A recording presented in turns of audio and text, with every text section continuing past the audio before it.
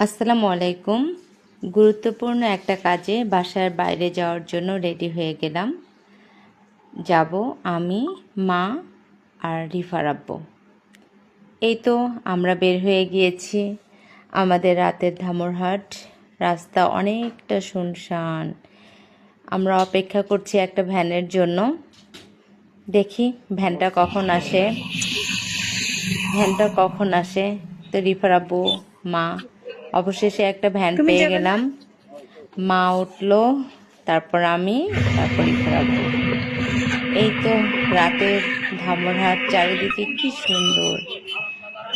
বিশেষ কাজে গিয়েছিলাম আমাদের ধামরহাট উপজেলা স্বাস্থ্য কমপ্লেক্সে। এখন এমার্জেন্সির সামনে একটু অপেক্ষা করছি, ভিতরে অনেক রুগী আছে। তারপরে তো ডাক্তারের কাছে চলে আসলাম। ডাক্তার সাহেব একটু কাজে বাইরে গিয়েছিলেন, এই জন্য সাহেনাই করলো। আমাদের দেখানো শেষ, আমরা এখন বের হয়ে চলে যাচ্ছি। আমরা আমাদের ধামরহাট স্বাস্থ্য কমপ্লেক্সে অনেক ভালো সেবা পাই এমার্জেন্সিতে, আলহামদুলিল্লাহ। তো ডাক্তারের কাছে গেলে কিছু ওষুধপত্র তো নিতেই হয়। এই পথ্য নেওয়ার জন্য এই ওষুধের দোকানে গিয়েছিলাম আমরা। তো ভাই আমাদেরকে ওষুধ দিচ্ছেন। মা অনেক চিন্তায় আছেন যে এত ওষুধ কিভাবে খাবে। তারপর ওষুধ দেখাচ্ছেন, ওষুধ কিনে নেওয়া শেষ। এখন আমরা আবার ফিরে যাচ্ছি।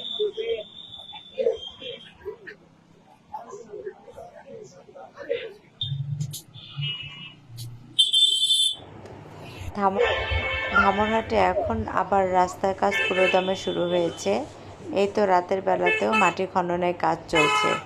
আমরা একটু দাঁড়িয়ে সেটা দেখলাম, কি সুন্দর করে মাটি তুলে ফেলছে।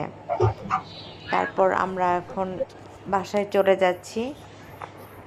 প্রচুর অন্ধকার, আর একটু সময়ের মধ্যে আমরা বাসায় পৌঁছে যাব। ভ্যান পাইনি, হেঁটে হেঁটে আমরা মা মেয়েরা পৌঁছে গেলাম।